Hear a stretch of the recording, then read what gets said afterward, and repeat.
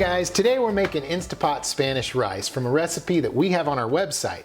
Now if you're following along there, you're going to notice we have two different ways of making this rice. The first way is Sonia's. It's sort of a traditional Spanish rice, and mine takes her ingredients and then adds some more to it to make it kind of a dirty rice Spanish style. Okay, with recipes, Sonia is a real rule follower. I tend to improvise a lot. So I'm going to do my very best to stick to the recipe that we already have written down, but at the same time I want to show you how easy it is to make this your own. Now if you are following along, you're going to need an Instapot. But if you don't have one and you're used to cooking rice on the stove, it's no big deal. Most of this stuff will still apply, and I think you'll see how. Alright, we're going to start by turning on our Instapot to a saute mode. Now saute mode is sort of like a frying pan. So you just throw in a little bit of broth. And this is going to go ahead and just kind of coat the bottom there with some liquid. I don't need to use oil here to saute.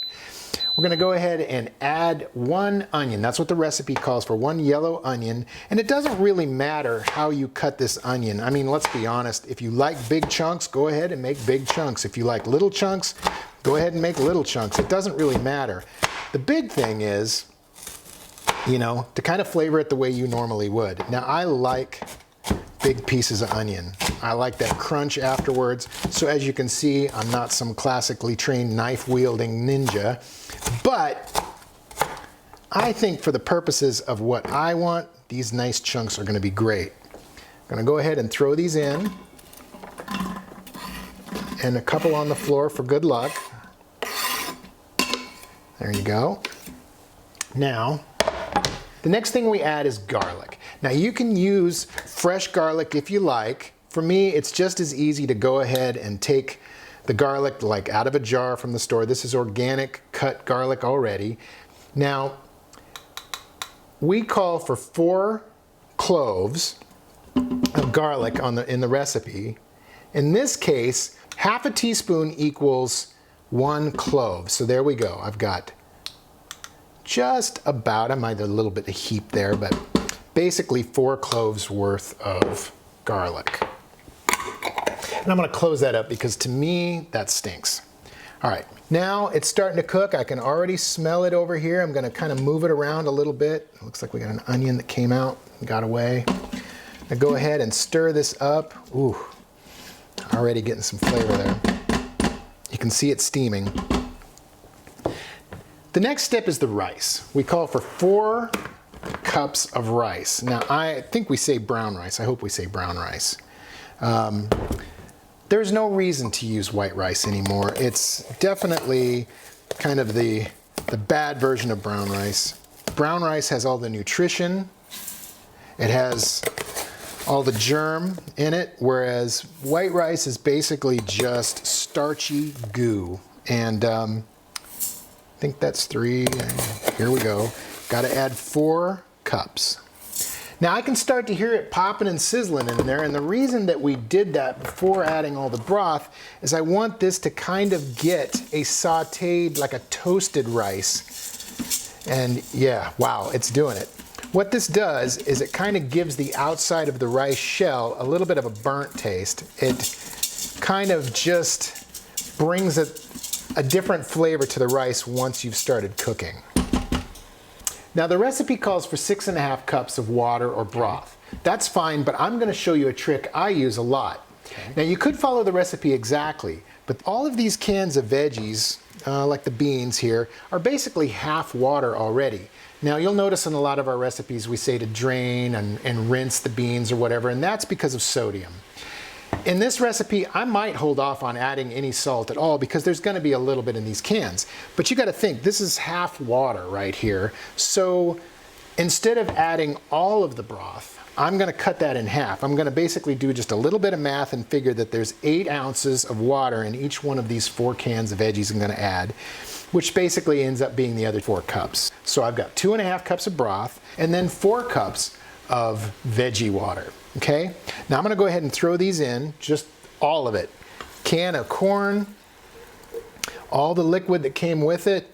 I mean, why dump it down the drain, right? I mean, that's a total waste. That's got a lot of flavor in it. It's actually going to flavor the food more like what you're pouring in. So I'm going to go ahead and add that awesome bean juice, aquafaba sort of. Gonna throw that in there as well. Now I'm gonna keep mixing this just in case. I don't want it to burn on the bottom.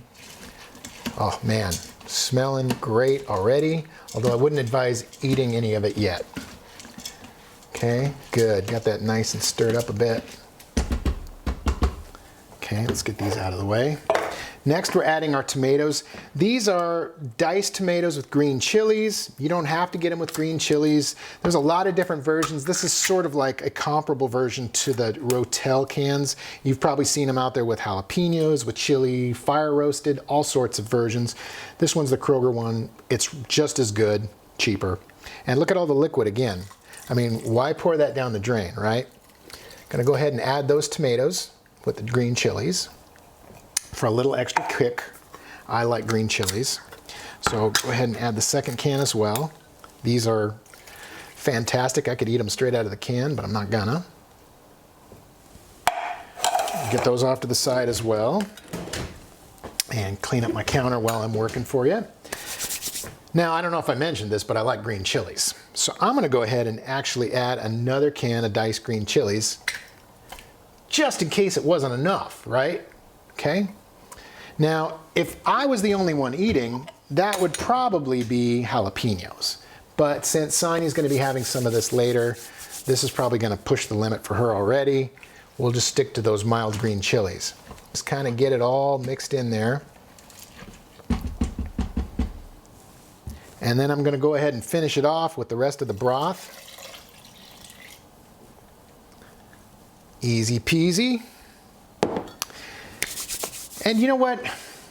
I call for salt in there, but there's a little note on it. Let's go ahead and leave the salt out. I've got it here, but I think I'm gonna go ahead and leave it out. You can always salt the taste later on. Last step is pizza sauce. This is sort of my secret ingredient. Now you can get all kinds of pizza sauces, but like anything, when it's tomato sauce or whatever, you need to watch out for added oil, added sugar, added salt, all of that kind of stuff. This is Trader Joe's pizza sauce. It's fantastic. There's no oil in it. It's got pretty low sodium. It's got pretty low sugar, and it tastes amazing. It's sort of a secret weapon in my rice, and it's kind of what I would say is the dirty in the rice. It's awesome. Let's go ahead and just dump that in there. Perfect. And why waste any, right? Let's see if I can get that in there. Oh yeah, see, that's good. All right, we're gonna go ahead and mix this in one more time. Just get everything all stirred in there. All right, there you go. Everything's been added. I'm gonna go ahead and put the lid back on here. Now, once you put the lid on, we're gonna go ahead and put this over to cancel. Gotta turn it off. Pop the lid back on. I'm gonna go to manual cooking. And right now it's set for 20 minutes. So I'm gonna go ahead and add it up to 24. We're gonna take the vent on the top. The last time I used it, I vented it, so I'm gonna put it back to sealed. And I'm gonna go ahead and start this off. There you go.